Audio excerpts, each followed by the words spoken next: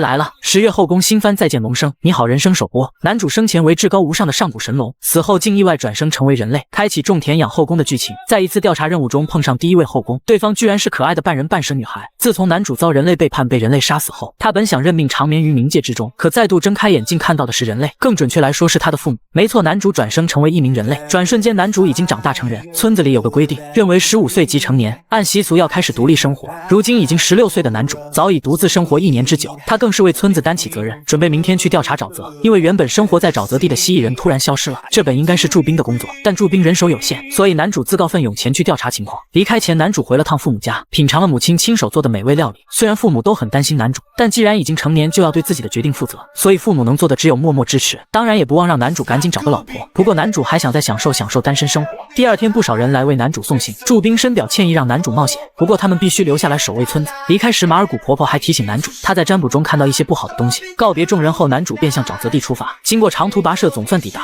下一秒，男主触摸大地，发动感知，瞬间便知晓了蜥蜴人无法居住的原因，因为大地精灵的力量太强，水精灵的力量太弱。突然，附近传来响声，引起男主注意，他立即做出备战姿势，因为这种状况下还能在沼泽地活动，应该是相当强大的种族。很快，男主便见到本尊，只不过与想象中的有点不一样。蛇妖是这一代不曾看到过的魔物，不过还真如传闻中一样美丽。得知男主只身一人后，蛇女反而露出微笑。どうしましょう。人間よ、私は争いに来たわけではない。还不等蛇女把话说完，身后突然冒出个大家伙，眼看蛇女就要被一巴掌拍死，好在男主及时出手将其救下，然后拉着蛇女躲在巨型蘑菇后。蛇女刚要问那是什么鬼东西，却被男主一把捂住嘴巴。男主用手示意她的尾巴还在外面。等怪物离开后，男主才解释，原来那是发狂的大地精灵，栖息在这里的蜥蜴人消失恐怕就与之有关。男主猜测可能是大地震让精灵产生了异常，可惜已经无法恢复正常。这时男主才自我介绍起来，蛇女名叫赛丽娜。男主听说蛇妖都会使用魔法，他想和赛丽娜联手对付精灵，不过赛丽娜也属于大地的生物，攻击魔法恐怕很难奏效。不过他有一招束缚类魔法，于是男主制定计划，他来打头阵，赛丽娜掩护。于是在面对精灵攻击时，男主挡在赛丽娜身前为她争取时间。待吟唱结束，只见一条大蛇钻出，然后紧紧缠绕住精灵。显然赛丽娜坚持不了多长时间，不过对男主而言已经足够。只见男主纵身一跃与精灵肩并肩，然后他只是稍微借用了一点前世的龙族力量。精灵被一分为2，然而流淌的淤泥沾了赛丽娜全身，连嘴巴里也都有。很快，男主带赛丽娜洗澡换衣服。晚上两人在森林里过夜。男主认为赛丽娜与他印象中的蛇妖不太一样。正常来说，蛇妖对人类十分警惕，也更有攻击性。不过男主很好奇的是，这附近并没有蛇妖的部落。赛丽娜来这边又是为了什么？原来蛇妖中也有规定，满了17岁就必须外出旅行寻找丈夫，因为蛇妖是只有女性的种族，也只能生出女孩。据说这是一种诅咒，更是一代传一代。另外，蛇妖体内还混有毒素，所以寻找的丈夫对象一定要是强壮的男性，不然接吻和造小孩的时候就会中毒身亡。第2天一早，两人各自启程。赛丽娜继续向南方寻找丈夫，男主也打算尽快赶回村子，同时他还邀请赛丽娜日后来村子里做客。离开时，男主突然想到蛇妖最喜欢精气。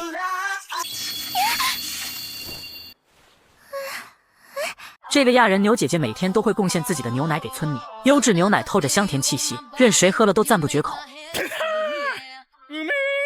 男主自然也不好拒绝牛姐姐的好意，于是将她的牛奶一饮而尽。就在不久前，男主还在村里练习药草的炼制，但他身为巨龙转世，上辈子因为体魄强大根本就没用过药草，所以对药草的比例完全掌握不好。这次离开村子也完全是因为他远远就感受到了一股妖魔气息，只是这股气息让他感到无比熟悉。等他进入森林后，果然看到了正在洗澡的蛇妖。蛇妖被男主看光后瞬间红温，但男主的思想却停留在巨龙时期，大胆地欣赏着蛇妖的身体，最后还是狠狠挨了他一巴掌。等蛇妖穿好衣服后，男主好奇地询问他为什么又回来。闻言，蛇妖顿时委屈起来。原来他在离开男主后又遇到了几个人类，但大家看到他的蛇身后都吓得四处逃窜，没办法，他只能回来找男主。男主思考再三，想了个辦法，他想要让蛇妖与自己一起生活。蛇妖差点以为男主在向自己求偶，搞清楚状况后，他这才松了口气。実はドランさんを探していたのはまた正規を食べさせてもらえないかなって。ああ、気に入ってもらえてよかった。之后，男主想了一套完整的计划。先是由蛇妖每天送到村子大量的野味作为礼物，人们虽然好奇，但也将礼物照单全收。他们发现了地上蛇妖爬行过的痕迹，于是推测蛇妖送礼物过来很可能有另外的目的。为此，大家特地开了个会议，为的就是探讨要不要讨伐蛇妖。可在讨论了一圈后，最终村里的预言师婆婆卜了一卦，认为蛇妖出现是大吉的现象。但武装队长还是将信将疑。第2天，他带领村里的战士们前往森林，想要看看蛇妖到底有什么目的。而男主早就与蛇妖通过气，他准备今天上演一出蛇妖救人的戏码，到时候自己只需要假装被怪物袭击，蛇妖出场救人，想必瞬间会迎来大家的好感。可计划还没实施，森林里就突然钻出一头铁熊，这种级别的怪物显然不是他们能对付的，而且铁熊直奔武装队长的儿子冲了过去。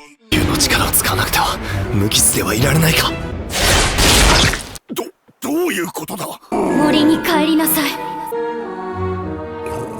在蛇妖魔眼的作用下，铁熊乖乖跑回了森林。虽然蛇妖突然出现救人，但武装队长还是不愿意相信他是友善的，而男主则表示蛇妖救了自己的命，他绝不是那种恩将仇报之人。见此情形，武装队长也只好询问蛇妖先前送礼物到村里是什么目的。蛇妖赶忙拜倒在地，称自己想要跟村子里的人一起生活，因为他的修行路实在太过孤独，这完全不算要求的要求，让大家也有些发愣。村里的牧师妹子更是称大地神母已经告诉他蛇妖是善类。至此，武装队长终于收起了对蛇妖的戒备，他们将蛇妖带回村子疗伤，甚至还给他贴心的准备了房间。雨神怎么也没想到，他那不死不灭的龙神朋友竟然背着他偷偷转生成了人类。要知道，人类不仅力量有上限，还都是寿命短浅的生物。可让他没想到的是，对方居然在转生成人类的同时，也保留了神龙的力量。只见他身上散发出淡淡的白色光芒，下一秒灵魂就已经出窍，随后更待到他冲出云层，就已经来到了神灵的谷，而他神龙的躯体更是在此刻显现无疑。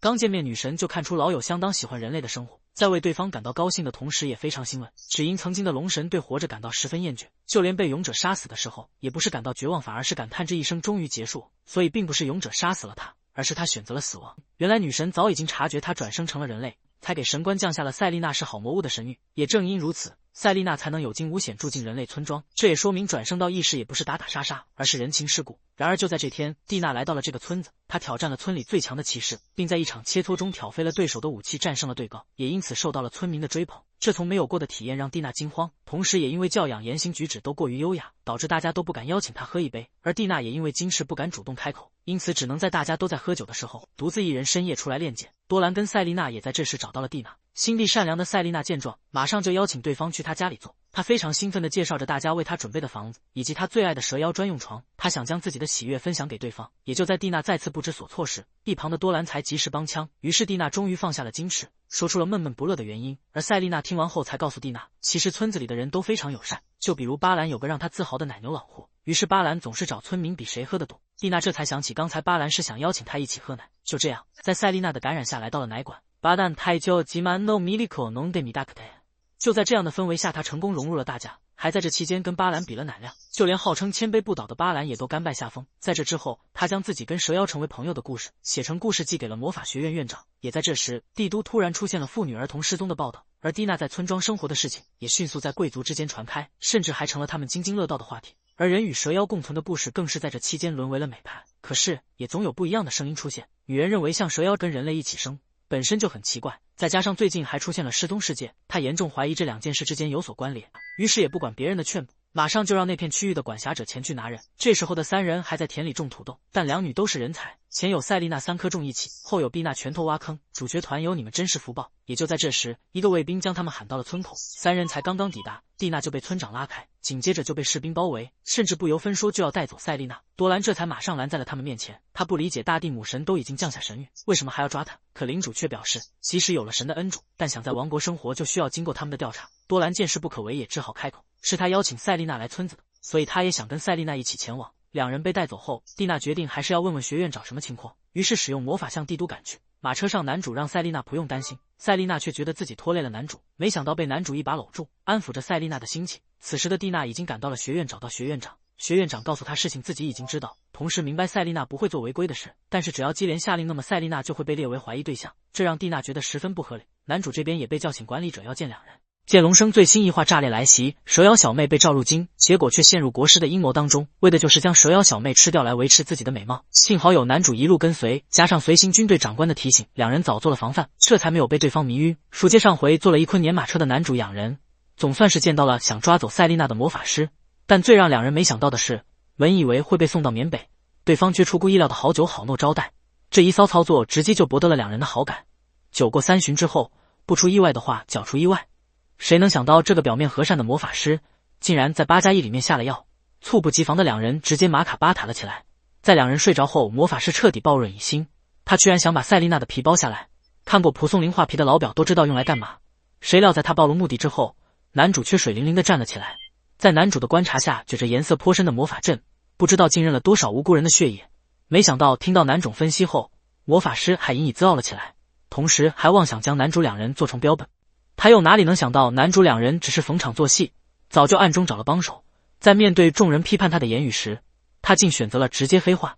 他觉得众人根本不懂他的容貌焦虑，从小他就觉得自己特别丑，所以他憎恶一切的美好事物，既然自己得不到，他就从别人身上取，最后变成了一个彻底的心理变态。但他无所谓，毕竟他得到了自己梦寐以求的东西。殊不知在追求这一切的路上，他已经失去了自己最宝贵的东西，而他选择与恶魔交易获得的只有丑恶，最终的结果也只有自取灭亡。最可怜的不是容貌的好坏，而是一颗坏掉的心，在每个容貌也支撑不起来。解决完这件事之后，男主也是饶有兴致地教赛丽娜学几轮魔法，毕竟男主不可能常伴准幼，而人类对蛇女的恐惧还一直存在。就算是男主等人认本他自己还是需要有能力保护自己。同时学院的精灵院长才隐约猜出了男主的身份，这可让男主吃了一惊，大概500克，而后更是想把男主收编。听到这话最难受的是赛丽娜，因为她也不知道没有了男主，自己还会不会再因为蛇女的身份被针对。在回去的路上，赛丽娜和男主都各怀心事，男主在想着怎么获得更丰富的经历，赛丽娜则是对未来的迷茫。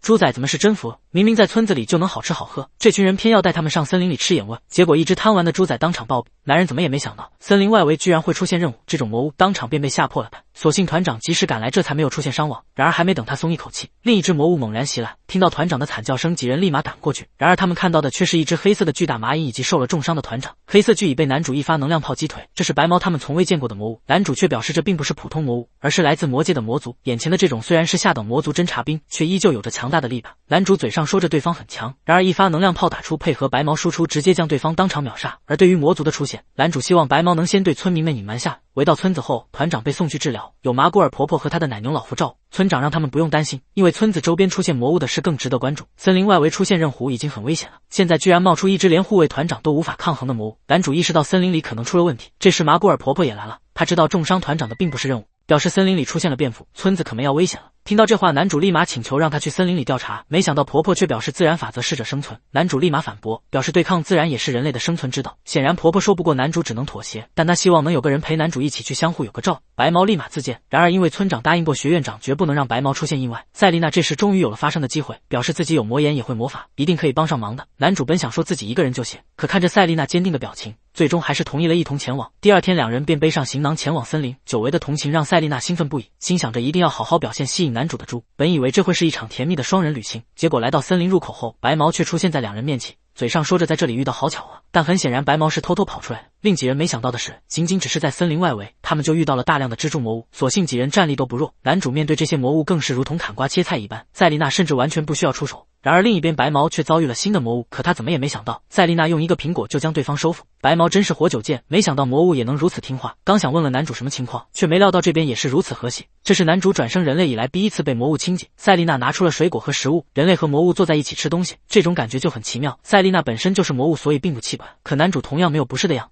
唯独白毛有点坐立难安。不过在赛丽娜的帮助下，也是成功拉近了关系。这些小家伙意外的很可爱。巨猿本是森林深处的魔物，因为在这里找不到食物才会攻击男主他们，但巨猿并不是弱小的魔物，却还是被驱逐出了密室圈，恐怕森林深处产生了大一点。不过当下还是填饱肚子要紧，白毛只是吃了口面包，就被赛丽娜称赞真是太迷人了。就连男主也说她像是画里走出的美人，这让白毛直接羞红了脸。赛丽娜当即问白毛有没有提升魅力的秘诀，这对她寻找老公非常重要。男主却在这时表示完全没必要，因为赛丽娜现在的样子就很好。难道男主是想要娶自己为妻吗？虽然男主从来没有表露过这个心思，可赛丽娜已经深陷幻想无法自拔。然而就在这时，一个蓝色光球从赛丽娜面前飞过，几人上前发现居然是一只小妖精，妖精族居然会出现在这里，而且对方看起来很虚弱的样。这时魔族再次出现，男主直接拔剑冲了上去，白毛备战，赛丽娜则先带巨猿们离开。斩杀一只魔族并不难，可魔族数量却源源不断，而且这些家伙还学会了合作攻击，男主不得不使用出龙族的力量。不过这些毕竟都只是小喽啰，三人合力将魔族一网打尽。小妖精名叫马路，对男主一行人救下自己表示感谢。从马路口中，男主得知这些魔族正是从森林深处而来，然而这些魔族仅仅只是侦察兵，那边代表着深处可能有着极为强大的魔族存在。这时马路突然沉默了下来，男主察觉到他们被包围了，然而他却制止了准备拔剑的白毛，反而是将武器卸了下来。白毛自然是选择相信男主，周围的人影露出身形。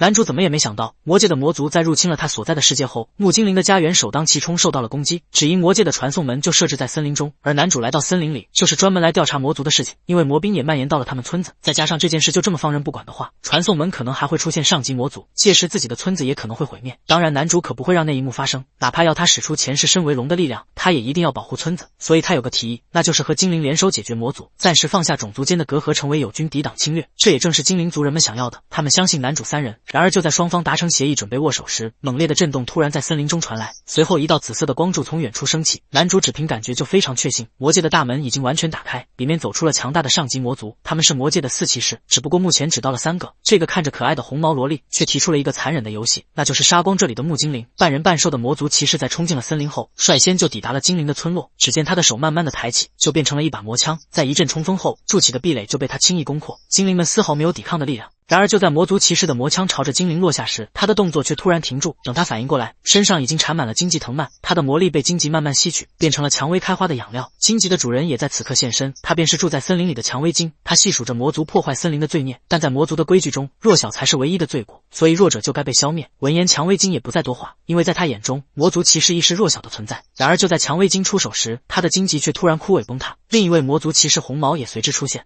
而与此同时，男主也在片刻不停地赶往精灵的村子，期间他们也遇到了魔兵，但在他们的配合下，魔兵就被他们成片的消灭。再通过这条通道，他们就能抵达村子。男主3人则留下来负责断后。好在男主在第1集打败大地精灵后掉落了魔晶石，将其充分利用后，白毛和蛇女也能使出威力强大的魔法。男主自然不能落后，他也使出魔法将剩余的魔兵消灭。随后他们也终于进入了精灵的村子。而另一边，蔷薇精的对手则换成了红毛，他本打算借助其他花精的力量，然而森林的花草们却并没有回应他。原来在来这里之前，红毛就先去问候了一下森林的花精，当然被他问候过后的花全都枯萎，尤其是蔷薇精的家人，他特别使用了诅咒。看到这一幕，蔷薇精无比愤怒，红毛杀死的全是他的家人与朋友，然而红毛却是一脸玩味的表情，因为在他看来花精之间应该互相斗争才对，所以蔷薇精反而该感谢他。而其实红毛也一样是花精，只不过因为出身在魔界，他则是靠吸食生命才绽放的大王花，所有生命都会是他开花的粮食，就像蔷薇精的荆棘这样，成为他的养分后枯萎。被克制的蔷薇精完全不是红毛的对手，他好不容易抓住时机发起的进攻，也只是擦破了红毛的脸，但这招却在精神上非常有效。看着自己的血红毛愤怒，这场战斗突然上升成了女人间的对决。只不过先前半人半兽的魔族却看不下去，还想尽快结束这场拖沓的战斗。面对2个上级魔族的合力进攻，蔷薇精很快就落入了下风，他的魔力在被逐渐的吸走。而也就在此时，一道白色的身影从天而降，落地后的冲击击退了红毛2人。等到烟尘散去，男主也慢慢的现身。